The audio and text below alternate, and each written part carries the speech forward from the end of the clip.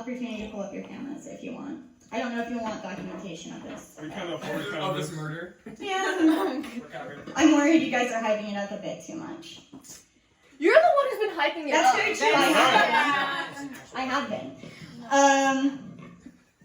I would like to start this off with saying that Hayley has been telling me that she's counting on me to make her cry tonight. So before any of you think I'm a horrible person or a bad friend, this is your last chance of out. No. Okay. I've been asking for it, so. Yeah. It's time it finally came. So at this point, I'm only supporting you in the only way that you know how to be supported.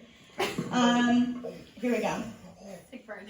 Urban Dictionary has many definitions for what a furry is, but the most concise one being someone who finds the idea of anthropomorphic animals in art, fiction, cartoons, costume, or other media to be an appealing one. In other words, anyone who finds Sonic the Hedgehog and Nick Wilde attractive is technically a furry.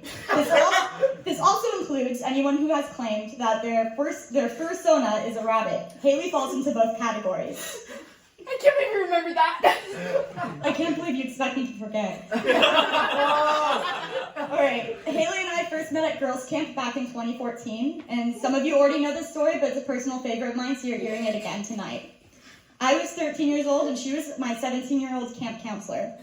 On the last morning of camp, we were all packed up and we had all packed up our stuff, and we were sitting down for our last breakfast. We all had our bags and bedding with us, and Hayley had her sexy construction worker pillowcase. One of my friends, Brianna, told you how uncomfortable the pillowcase made her, and you responded with, "I'm sorry that their boobs are bigger than yours." Since then, a lot has changed since then. Brianna's boobs have grown, but yours certainly haven't. Where was I? I lost my spot.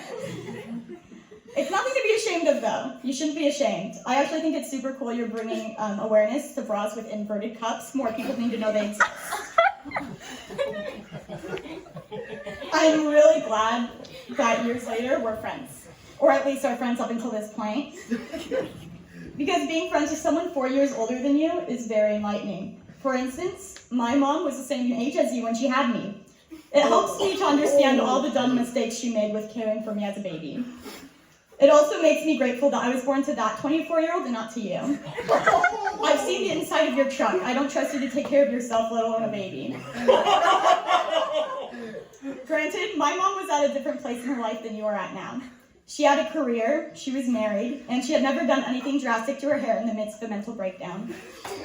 It should be noted that you haven't changed your hair for a while, and I'm very proud of you for having the bare minimum amount of self-control.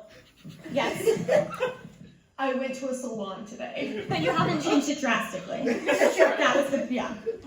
But I also know that you don't have more than the bare minimum amount of self-control, because last time we went to Target, you ravaged the toy section looking for things for your own wish list. And usually I don't have an issue with this. There's nothing wrong with that, except last time we were at Target, we were buying things for kids in need. I didn't buy anything! You didn't, but while I was wrapping the presents, instead of helping, you took the liberty of putting together a Pinterest board of characters and people you picked. As if I needed more material. I know Hayley wanted me to do a longer bit on her kin board, or Pinterest board, if you will, but I don't want to do it the honor. However, if any of you are interested, I will send it your way. So you're going back to Idaho with the hopes of getting married, as we all know. It didn't work out last time you were there, but it's going to be different this time, because you've made some changes. You took a look at the trash men you had nickmos with, your emotional unavailability, and your commitment issues, and you said, I know what I have to change. I'll grow out my hair because men only like women with long hair, and then I'll steal my sister's clothes to appear more mentally stable. I'd like to thank you for single-handedly setting women back 50 years. I thought we were past the whole changing your appearance for a guy thing, but you proved me wrong. The teenager who hit on you at work certainly thought it was working for you. But as long as your future husband loves you for the person you want him to think you are, that's all that matters. You once told me that I would make a horrible husband, and despite me being a woman, that hurt a bit. Until I realized your idea of the perfect husband is Pete Davidson. The guy looks like he smells like wet Cheez-Its and has never eaten an apple in his life. And mentally emotionally mature than anyone who would date a Kardashian. I don't know. I've never met the guy, but also neither have you. You collect parasocial relationships like Pokemon. It's baffling how many pictures of complete strangers you post.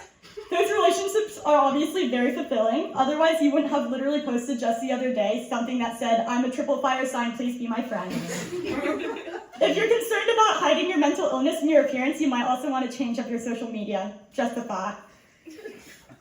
Last year you came out on Facebook as queer, and I was very happy for you and very surprised you hadn't been out this whole time. When I was first getting to know you, you mentioned how hot you thought Post Malone was, and I thought that was a very non-heterosexual thing to say. I was then surprised to hear you went to See Me High instead of Santa Sue. A queer, furry theater kid, I would have assumed you would have been with the rest of your pack. When I told my dad about how you came out, and you've never met my dad, when I told him about how you came out, he said, "Oh, I thought we already knew that. Isn't she the one that went to Santa Sue?" It's gonna be weird to have you leave. I don't know what I'm gonna do without being trauma dumped on every Monday night. What am I gonna do when I no longer have someone who has their life less together than me? At least I won't have to worry about pretending to care about Harry Styles anymore. But I definitely love that for you. Well, Hayley, I guess I'm gonna miss you. Good luck finding the groom for that wedding you already planned. Maybe he'll also be a furry so that you can live out your happily ever after. Where's my drink? Good riddance. Keep going. This is the last of my written stuff. I don't think I should go off script. I'm talking about all of this. Yeah. Here you go. I love you, Hayley. I'm not a furry. How many times do I have to say that? Urban Dictionary doesn't lie.